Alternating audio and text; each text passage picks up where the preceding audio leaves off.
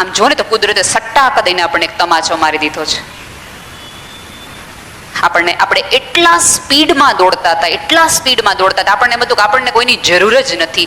એવી વખતે તમને ખબર પડી કે તમને ઉપરવાળાની સૌથી વધુ જરૂર છે. તમને સંવેદનશીલ સભ્યતાની તમે જો એ પહેલા આપણે બધા એવું મળ્યું, પૈસા હોય એટલે આ જગતમાં કાંઈ તકલીફ જ નથી, બધું હેલું છે.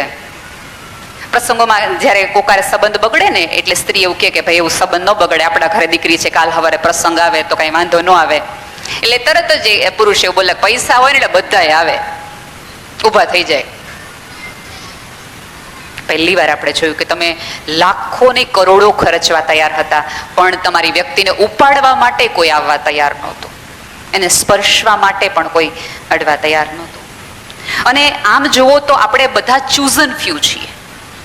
આપણને કુદરતને હજી આપણને બાકી રાખ્યા છે. એનો અર્થ એ છે કે ઉપરવાળાને હજી ક્યાંક શ્રદ્ધા છે કે નેહલને 2 શ્વાસ આપો, એની પાસે મારે ઓલું કામ લેવાનું બાકી છે. એટલે અહીંથી બેઠેલી છેલ્લી વ્યક્તિ પાસની ઉપરવાળાએ તમને રાખેલા છે સાચવા, કારણ કે તમારી પાસે એને કોઈ કામ કરાવવું છે. મારી લાયકાતના આધારે મને ઉપરવાળાએ નથી રાખી, ઉપરવાળાની કરુણાના લીધે મારા શ્વાસ 2% બાકી ઉકાળા પીનારા કેટલાય વયા ગયા, વેક્સિનેશન લીધા પછી એ જતા રહ્યા. જે ડોક્ટરોએ કરોડો લોકોની જીવ બચાવ્યો એ ડોક્ટરો વયા ગયા. એટલે સ્વીકારવું પડે. છેલ્લે એક મારી વાત કહીને મારી વાત પૂરી કરું. અહીંયા હું આવી ત્યારે એક નાટક થતું હતું, મારા સ્ક્રિપ્ટનો આ ભાગ નહોતો. મને એવું હતું નહીં કે હું મારા બાળકની આવી વાત કરીશ. બેને આવીને તરત સરસ ઉલ્લેખ પણ કર્યો કે અમારા ઘરમાં આવું કંઈ નથી. મને હવે અનુભવે એટલું સમજાણું છે કે ચોક્કસ વૃદ્ધાશ્રમો છે એ સમાજની નિષ્ફળતાનો ભાગ છે. આપણે બધા એવું કહેતા હોય કે અમે એટલા બધા લાગણી, તમે જુઓ પિક્ચરમાં હીરો હિરોઈન જુદા પડી જાય, એને કાંઈક થઈ જાય તો ચાલો પિક્ચર આપણે રડી પડીએ, તો આપણને એમ થાય કેટલા સંવેદનશીલ કે જે પિક્ચરોમાં રડી પડે છે એને બહાર આપણને કોકને બથમ બથાવતા જોઈએ ત્યારે આપણને એમ થાય કે હજી હામે કોક મારતું હતું ત્યારે આ માણસ રડતો હતો ને આ બીજાને અત્યારે ચપાટાવાળી કરવા માંડ્યો છે. એવા માહોલ વચ્ચે આવી ઘટનાઓ બને ત્યારે આપણને પહેલો જ વિચાર એવો આવે કે સંતાનોમાં ખરાબી છે, દીકરાની વહુમાં તકલીફ છે, એટલા માટે આવું હોય છે. ક્યારેક વૃદ્ધાશ્રમોની મુલાકાત લઈએ ત્યારે એ પણ સમજાય કે માત્ર દીકરાની વહુની પણ ભૂલ નથી, માત્ર દીકરાની પણ ભૂલ નથી. કોઈક ગેપ એવો સર્જાણો કે જેના હિસાબે આ બધું ચાલે પડ્યું. તમે વૃદ્ધાશ્રમોનું જે લોકો મુલાકાત લેતા હશે એમના ટ્રસ્ટીઓ, એમના રેક્ટર, એના કાઉન્સિલરને મળજો તો તમને સમજાશે કે ક્યારેક સ્વભાવના કારણે પણ માણસ ત્યાં આવેલું હોય છે. ક્યારેય કોઈ દીકરાને એવી ઈચ્છા ન થાય, ક્યારેય કોઈ દીકરાની વહુને આવી કે આપણે ત્યાં સમાજમાં કેવું છે કે તરત જ કહેવાય કે આને એના સાસુ સસરાને નામ મૂકી દીધા. કોઈ સ્ત્રીને એવી કેવડાવવાની ઈચ્છા ન હોય. દરેકને સુરત બળજાતિયાની ફિલ્મ જેવું પરિવાર જ જોતું હોય, દરેકને એવું જોતું હોય.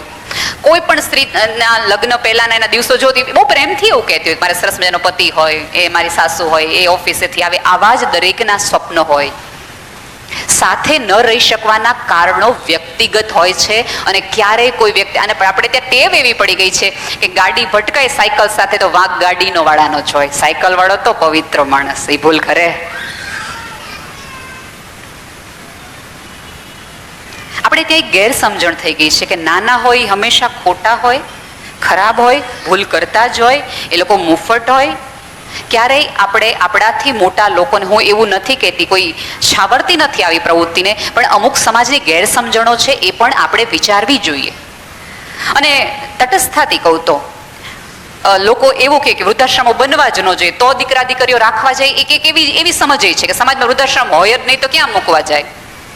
સાહેબ, આવી રીતે રીબાઈને જીવવું એના કરતાં તો હું મારી પત્ની સાથે સન્માનપૂર્વક વૃદ્ધાશ્રમની બારીએથી સૂર્યાસ્ત જોવાનું પસંદ કરું.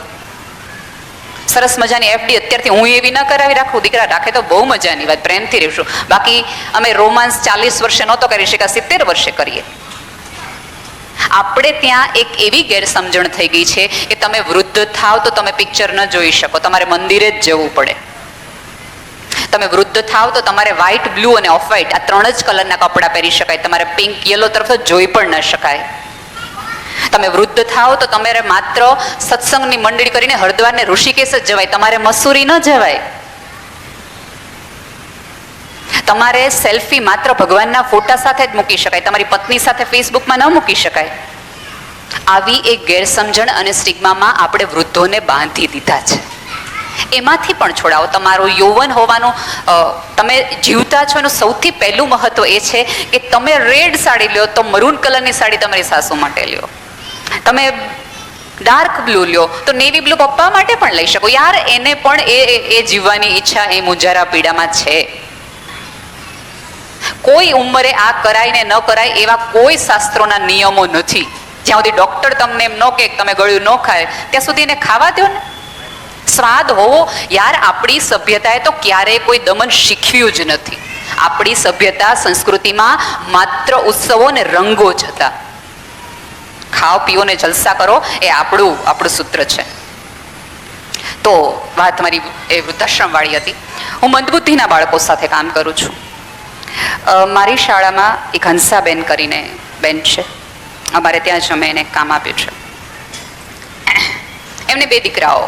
એક દીકરો મંદબુદ્ધિ, સિવિયર મંદબુદ્ધિ, એટલે હલનચલન કરી શકે પણ બોલી ન શકે.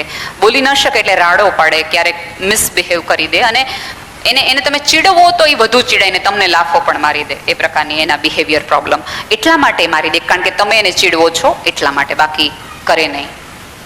બીજો દીકરો સરસ, સ્વસ્થ, એકદમ બુદ્ધિશાળી, ભણેલો ગણેલો, સરસ મજાનો. લગ્ન થયા. છોકરો પોતાની પત્નીના પ્રેમમાં ગળાડૂબ હોય જ દરેક પતિ, સો કોલ્ડ શરૂઆતમાં. પોતાના પત્નીના પ્રેમમાં ને એવો બધો મસ્ત મજાનો થઈ ગયો કે એમ થયું કે અમે બે જુદા જો રહેવા વયા જઈએ તો આ બાળકની જવાબદારી અમારે ન આવે, આ બાળકના ત્રાસ સહન કરવાના અમારે ન આવે, આ બાળકના હિસાબે જે અમારે માથાકૂટ કંકાસ થઈ છે, અમને સ્પેસ નથી મળતી, એવું જે કહેતા હોય એમ કરીને એને જતા કરી દે. અને પછી બે નક્કી કરે છે કે આપણે જુદા થઈ જઈએ. ધીમે ધીમે જુદાપણું એટલું બધું આવી જાય છે કે ખબર અંતર લેવાનું પણ એ પરિવારમાં શક્ય નથી બનતું. બુદ્ધિશાળી, સરસ મજાનો સ્વસ્થ દીકરો, જેના હાથ પગ નાક કાન એકદમ ચાલે છે, આપણા બધા જેટલો સરસ મજાનો આઈક્યુ, પોતાની પત્ની સાથે મજાથી રહે છે. પિતાનું બહુ જ મોટું હમણાં ઓપરેશન થયું, કોઈ પૂછવા ન આવ્યું. મમ્મી આખી સ્કૂલના કચરા પોતા કરે, ઉંમર એની પણ થઈ ગઈ છે, 65 વર્ષની સ્ત્રી છે. પગ દુખે, દરરોજ રાત્રે પગ દુખે. આપણે એવું કહીએ સાચા ને તમે બુદ્ધિશાળી હો, તમે સ્વસ્થ હો તો તમે માના પગ દાબો, બરાબર? અમારો એ દીકરો એ મંદબુદ્ધિનો છે, તેમ છતાં રોજ એની માના પગ દાબે છે. રોજ એક એવા આશય સાથે કે મમ્મીને દુખતા હશે, કારણ કે માનું કણસવું, એક સમજુ દીકરાને ન દેખાડું, માનું કણસવું, માના પગનો દુખાવો એક મંદબુદ્ધિ દીકરાને દેખાડો, અને સમાજ અમારા બાળકોને મંદબુદ્ધિ કે છે, સાજા લોકોનો વ્યવહાર તમારી સામે છે.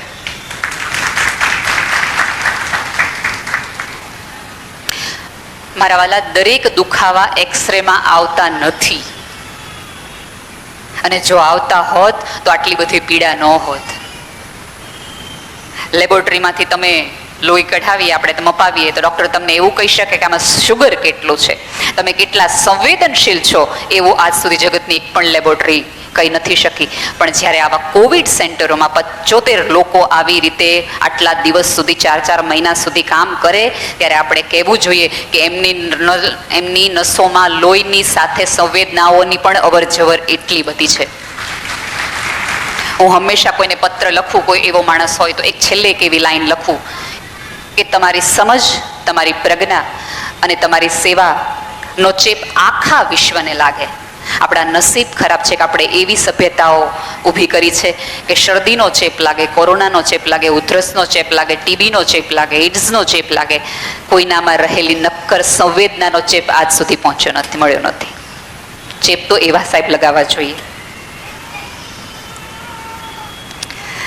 પારિવારિક વાતો કરશો તો વધુ ગમશે એવું મને કહેવામાં આવ્યું છે, પણ પરિવાર સ્વસ્થ રહે અને ઘરે જઈને પરિવાર રહી શકે, કારણ કે સમય બહુ થઈ ગયો છે. ખોટો પરિવાર એકબીજાને મેસેજ કરે કે હાલો આપણો રમવાનો સમય થઈ ગયો છે, અને બેન હજી બોલી રહ્યા છે. પરિવારની વાતો તો શું કરું, તમારા બધા જેવા ઉદાહરણોના થકી તો યાર પરિવારો ટક્યા છે. આ દિવસોની અંદર કાંજીભાઈ સૌથી વધુ મારે કાઉન્સેલિંગમાં જે કારણો આવ્યા છે એ ડિવોર્સના આવ્યા છે. સૌથી વધુ તમે અંગત આજુબાજુ પણ જોશો તો ઓવરઓલ ડિવોર્સનો રેશિયો વધુ છે. અને એનું એકાદ કારણ આપણે સરળતાથી એવું કહી શકીએ કે ધંધા પાણી વયા ગયા એટલે છૂટાછેડા થઈ ગયા. ધંધા પાણી તો વર્ષોથી આવતા હતા, જતા હતા, અપ એન્ડ ડાઉન થતું હતું, એવું નહોતું. અને જે પુરુષની સાથે તમારે વધુને વધુ સમય રહેવો હતો, જે સ્ત્રી સાથે તમારે વધુને વધુ સમય રહ્યો હતો, એની સાથે 24 કલાક કર્યા પછી સમજાણું કે તો બહુ બધું પ્રોબ્લેમેટિક છે, તમે તો ઘરે જ નથી રહેતા, એવું કહેતા આપણને હવે એમ થાય કે ક્યાંક તો જાઓ, ક્યાંક, એવું આપણે કહેતા થઈ ગયા. સાહેબ, મારી પારિવારિક સમજ માત્ર એટલી છે કે તમે પ્રેમ ન આપી શકો તો કાંઈ નહીં.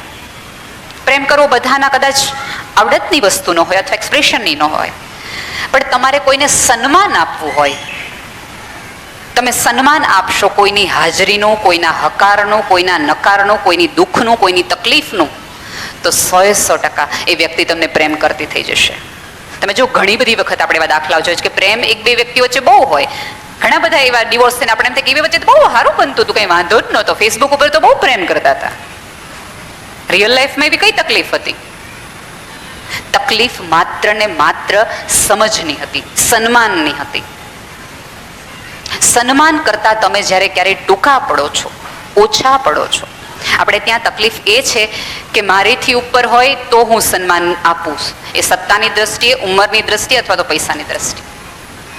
સન્માન આપણને શીખવવામાં ક્યાંક આપણા એજ્યુકેશનનો એ ભાગ નથી રહ્યો.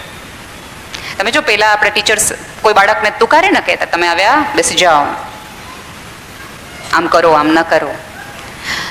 અહીંયા બેઠેલી દરેક માતાને પણ હું સલાહ આપીશ ને પિતાને પણ, તમારાથી નાના એમ્પ્લોયી સાથે મિસબિહેવ કરો ત્યારે ધ્યાન રાખો કે તમારું બાળક તમને કરતા ન જોતું હોય, કારણ કે પહેલો મિસબિહેવનો પ્રયોગ એ તમારી સાથે કરશે. Trust me. આજે નહીં તો આવતીકાલે, 2 વર્ષની તો 2 વર્ષ પછી. એકબીજાને સન્માન આપો, એકબીજાને પ્રેમ કરો, હૂંફ કરો. યાર, કોરોના પછી આપણે એટલું તો સમજ્યા કે આપણી બાજુનો હાથ ક્યારે સવારે નહીં ખુલે, તમને પકડશે નહીં, એવી કોઈ પણ સવાર બની શકે. તમે કેટલા બધા જે લોકો તમારી યાદીમાં હતા એ અચાનક વયા ગયા, જેની સાથે તમારે પ્રવાસો કરવા હતા, જેની સાથે તમારે જમવા જવું હતું, જેની સાથે તમારે ડિનર પર જવું હતું, જેની સાથે તમારે પાર્ટી કરવી હતી, એ વ્યક્તિઓના ફોટાને અચાનક હાર લાગી ગયા. તમારું કેટલું બધું અધૂરું રહી ગયું. અત્યારે અહીંયા બેઠેલા દરેક વ્યક્તિ પાસે એક અધૂરપની યાદી હશે કે ઓલું બાકી, ઓલું બાકી, ઓલું બાકી. આટલા મૃત્યુ જોયા પછી પણ આપણે હજી એવું માની બેઠા છે કે હું તો 125 વર્ષનો જ થવાનો છું કે થવાની છું. આ લાલ સાડી ત્યારે, આ સોનાનો સેટ ત્યારે, મિત્રો હારે ફરવા જવાનું પછી, હમણાં નહીં. સાહેબ, આ પૃથ્વી પર હમણાં આ ક્ષણ જ છે. હમણાં નહીં કહેનારા લોકો છે એ તમામ આ પૃથ્વી પરથી ચાલ્યા ગયા છે. આ ક્ષણને પૂરા દિલથી જીવો, પૂરા દિલથી માણો, અન્યની પીડાને સમજો. એકાદ દુઃખી બાળકનો હાથ પકડો, એકાદ અનાથ બાળકને સાદી ચોકલેટ આપવાની તમારે રાખો.